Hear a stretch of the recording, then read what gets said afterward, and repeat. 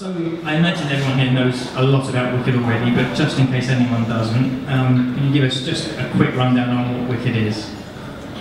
Sure. Wicked, as I'm sure you know, is the story of two witches that myself and Jem play, Amer and Linda. It's just about their journey, their friendship. It's sort of a familiar story because of the links to The Wizard of Oz, of course, the movie and the books, but with a nice twist. I think it's also one of those shows as well that appeals to such a broad age of audience. I think people can come, with relatively young children, not super young, but relatively young and enjoy it. And then I think you can bring your grandma, and your grandma would enjoy it too. I think it's a real broad appeal. How are you finding them? You've been performing together for a month? Yeah, about a month. How are you finding the relationship? Wonderful.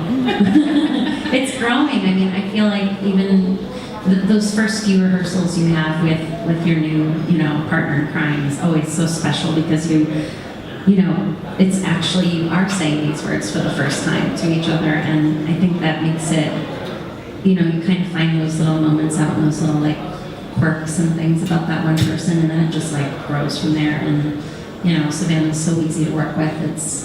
It's been great. I think we're finding a really nice rhythm with the show. Yeah, I completely agree, and even right back in rehearsals, even when poor Jen was jet lagged, it's always nice working with someone new actually, because they bring, as Jen does, new energy, a new take, and it's really thrilling actually. I think it helps keep it fresh and alive. I was in last night. I'm saying it was a brilliant show. I thoroughly enjoyed it. What occurred to me is that there is a lot of time when you're very close to each other, or when it's just you, and that just gives so many opportunities for corpsing or mishaps or anything like that. Does that happen? Corpsing? I don't know what that means. Sorry. No, it does. But I think we're both actually we're well behaved. Because the thing is with these roles as well, you can't afford to lose concentration or let things slide. I think as soon as you allow those things in, it takes away the essence of the show and the essence of the show is commitment and passion in everything. And I think as soon as you fall into those moments, because they are there, if I'm sure maybe people use them, but we don't. I think we're really well behaved for sure. Yeah. And also, especially if things happen on stage that you can't help. I did remember one thing. I think I dropped my hat last night. Oh yeah. I think it was probably my poor throwing. No. Sometimes I just drop it. She throws my hat back to me, and I dropped it. And I was like, oh God, I need to get that off the floor. But if you let those things get in your mind and stick there, they just roll into this big snowball, and it just kind of brings your entire show down. So you really have to just kind of let it go and move forward. And I think it's very much a journey for both of us, that if one scene feeds into the next, and so it's really important actually to not get sidetracked with things like that do occasionally happen because it's live theatre. But you just have to take the emotion of one scene and carry it through into the next, or else I think the show doesn't work properly. It's designed to do that. Because I think the audience follow our journey. Interesting you saying that, because one thing occurred to me last night that probably hadn't occurred to me before, which is your very first scene, which the nature of Wicked is you start with the ending and work through again. Yeah. And I'd never noticed Glinda before fighting her emotions as you do in that scene. It's quite incredible when you know where the show is going to start with that. How difficult is it to be at that point of peak emotion right at the start without any build-up and then have to come down and start all over again? Sure, I'm really glad actually that comes across, because it's important to me to it's quite a difficult moment actually playing the opening.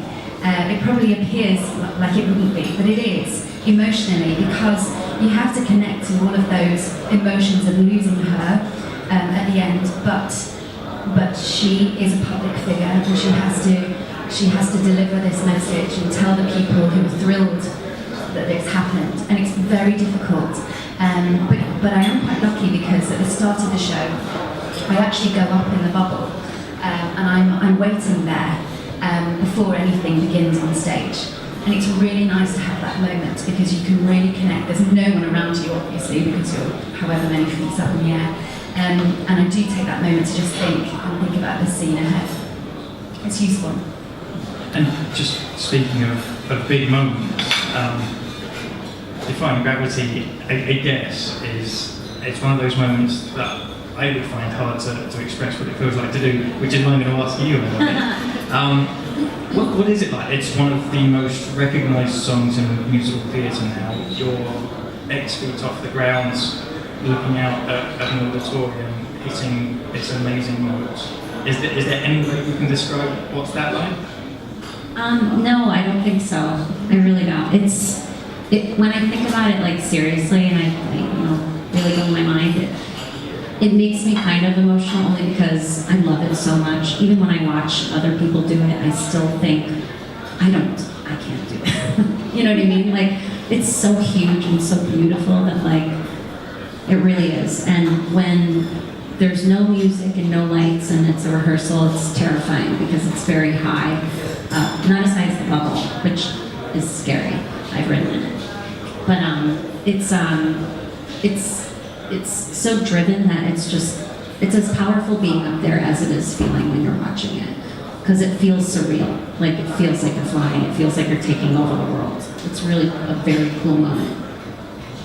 And I guess we have to ask about the whole experience of greening up, which I guess is quite unique to that character. How long does it take? Does it help you to get into character? Do you do something to take your mind off it while it's happening? How does it work for you?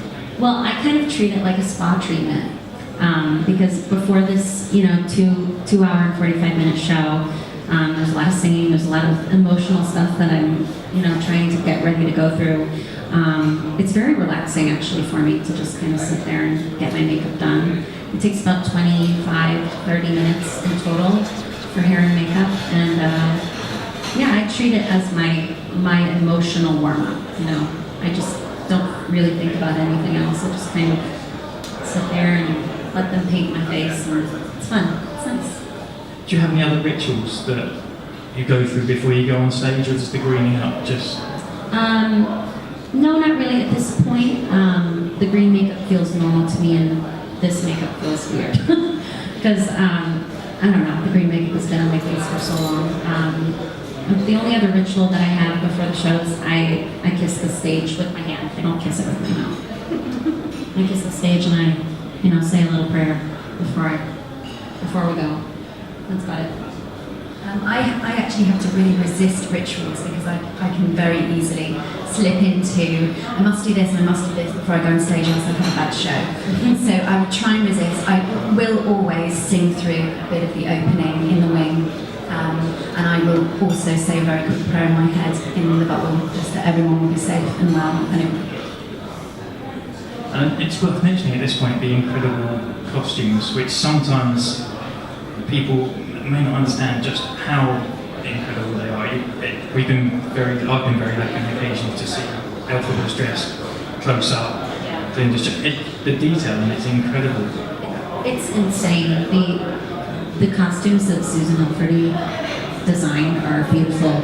From my second act dress, which I am so fortunate that I get to wear, to Glinda's bubble dress, to even the Emerald City costumes up close are all so unique and have so many different fabrics and details that must have taken her a million hours to figure out, and it's just, everything is so beautiful, and every costume has had just as much attention as the next one over.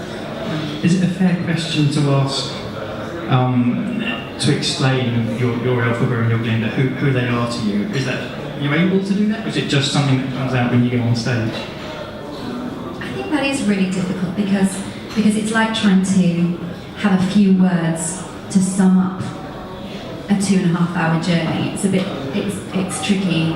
What I will say about my character, in what I try in every single choice, whether it turns out well or not, she is good. Everything. Even when it probably seems to the audience, she said something, especially at the beginning, that is hurtful, it comes from a good place, always. And that's the only way I can sum up who she is. in that confined way. Yeah, and I also think that especially these two, we go through such a journey that to sum up my character at, the top of the show, and then maybe 5 minutes into it, and then 5 more minutes into it, she's constantly changing because Elphaba's always being, challenged by, her skin or the way that she, lashes out in outbursts. But, I think that's the beauty of the show. They're both good people, but they've been dealt very different